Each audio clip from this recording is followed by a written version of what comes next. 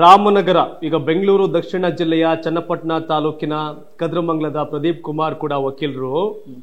ನಿಮ್ಗಿಂತ ಮೊದ್ಲೇ ಯಾವ ಇಯರ್ ನೀವು ಹುಟ್ಟಿದ್ದು?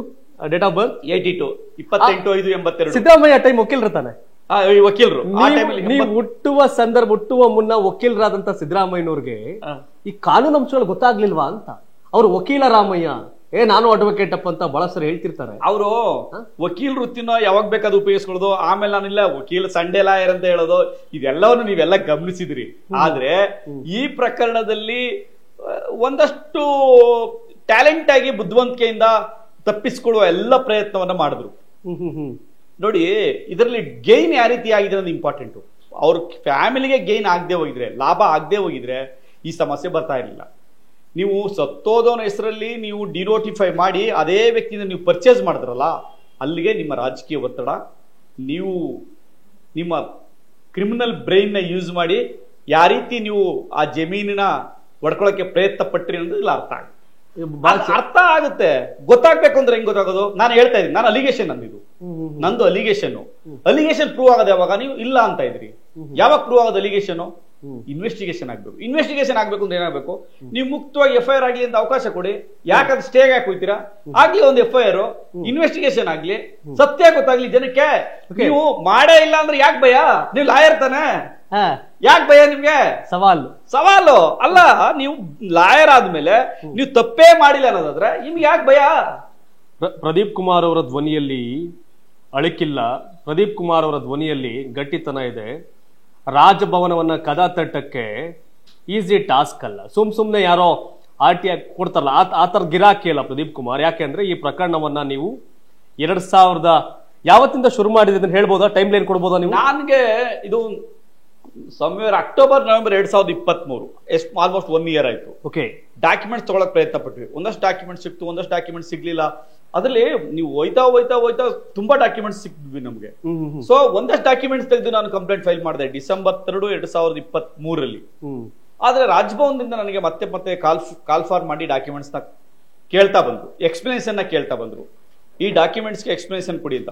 ನಾನು ಮತ್ತೆ ಅಫಿಡವಿಟ್ ತಗೊಂಡಿದ್ದಾರೆ ಸರ್. ಈ ಡಾಕ್ಯುಮೆಂಟ್ಸ್ ನ ನಾನು RTI ನಲ್ಲಿ ತಗೊಂಡಿದ್ದೀನಿ, ನಾನು ಈ ಡಾಕ್ಯುಮೆಂಟ್ ನ ಟ್ಯಾಂಪರ್ ಮಾಡಿಲ್ಲ, ನಾನು ಈ ಡಾಕ್ಯುಮೆಂಟ್ ನ ಯಾವುದೋ ಲೀಗಲಿ ಅಲ್ದಲೆ ಇಲ್ಲಿಗಲ್ ಆಗಿ ಎಲ್ಲೂ ತಗೊಂಡಿಲ್ಲ ಅನ್ನೋದಕ್ಕೆ ನನ್ನ ಹತ್ರ ಅಫಿಡವಿಟ್ ತಗೊಂಡಿದ್ದಾರೆ ರಾಜಭವನ. ಅಂದ್ರೆ ನಾನು ಎಲ್ಲವನ್ನು ಕೂಡ ಕಾನೂನುಬದ್ಧವಾಗಿ RTI ಮೂಲಕ ಲೀಗಲ್ ಪ್ರೋಸೆಸ್ ನಲ್ಲಿ according to the law I get the documents ಅಂತ ನಾನೊಂದು ಅಫಿಡವಿಟ್ ಕೂಡ ಕೊಟ್ಟಿದ್ದೀನಿ.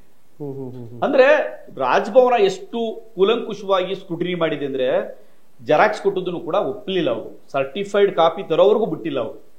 ಸರ್ಟಿಫೈಡ್ ಕಾಪಿನೇ ಕೊಟ್ಟಿರೋದು. ಅದು ಎಲ್ಲ ದಾಖಲಾತಿಗಳನ್ನ ಅವರು ಕೂಲಂಕುಷವಾಗಿ ಪರಿಶೀಲನೆ ಮಾಡಿ ನನ್ನ ಹತ್ರ ಎಕ್ಸ್ಪ್ಲನೇಷನ್ ತಗೊಂಡು.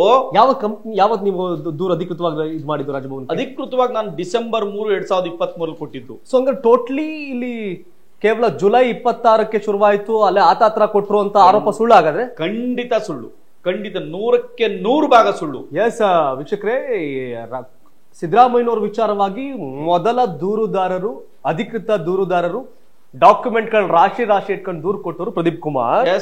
ಇದು ಜುಲೈಲಿ ಕೊಟ್ಟರು, ನೆಕ್ಸ್ಟ್ ಡೇನೆ ನೋಟಿಸ್ ಕೊಟ್ಟರು ಅಂತ ರಾಜ್ಯಪಾಲರ ವಿರುದ್ಧ ಕೇಳಿ ಬರ್ತಿರ್ತಕ್ಕಂಥ ಮಾತುಗಳು ಕೇವಲ ಸುಳ್ಳು, ರಾಜಕೀಯ ಆರೋಪ ಅಷ್ಟೇ.